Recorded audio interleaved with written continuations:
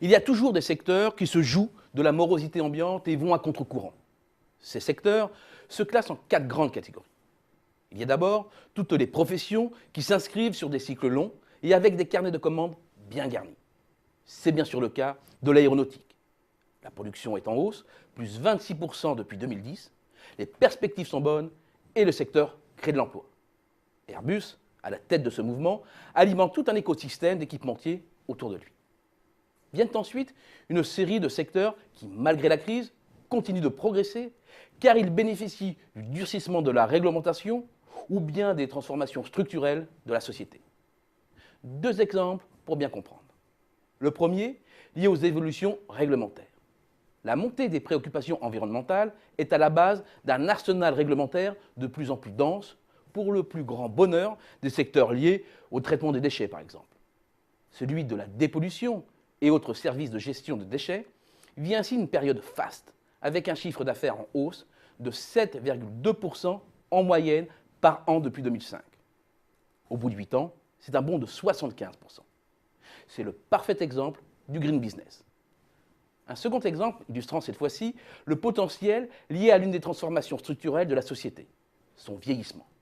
Je veux parler du marché des résidences seniors, un micro-marché au maxi potentiel. Les seniors actifs, 60-74 ans, ainsi que les seniors fragilisés, 75-84 ans, sont le cœur de cible de la profession. Un cœur de cible promis à un bel avenir à l'horizon 2030. À cela s'ajoute une autre évolution. Ces populations sont plus mobiles, plus réceptives aux concepts résidentiels originaux que leurs aînés. De 374 pour 32 000 logements à fin 2012, le nombre de résidences seniors en exploitation passera à 580 pour 50 000 logements à fin 2015, soit un bond de l'offre de 56% en 3 ans, d'après les prévisions de l'étude Xerfi-Precepta sur le marché des résidences seniors à l'horizon 2015. Cela illustre bien la dynamique de la silver economy. La troisième grande catégorie, maintenant, celle des bastions. Ce sont des places fortes, où les producteurs français sont sans équivalent ou presque. Dans les boissons, c'est le cas des boissons alcoolisées en général, des vins et spiritueux et du champagne en particulier. Leur performance se lise à travers l'évolution des exportations de boissons qui ont frôlé les 14 milliards d'euros l'an dernier, un record. Le luxe appartient bien sûr à cet ensemble. Reste une dernière catégorie, celle des services à forte valeur ajoutée en amont de nos chaînes de valeur. Leur situation reste néanmoins ambivalente. D'un côté, un besoin accru de prestations complexes à fort contenu intellectuel dans un environnement concurrentiel où la qualité est un facteur clé de différenciation, et de l'autre, des fortes pressions sur les prix. Conséquence, les marges sont sous tension.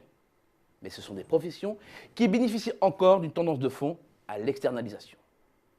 Resterait finalement une 5e catégorie, celle des secteurs à qui la crise profite. Ces secteurs qui font un peu leur miel du malheur des autres. L'affacturage, l'assurance crédit, les services de recouvrement, les liquidateurs judiciaires. Sur les 4 premières catégories repose bien la croissance de demain. Mais il ne faut peut-être pas souhaiter la même fortune à la dernière catégorie.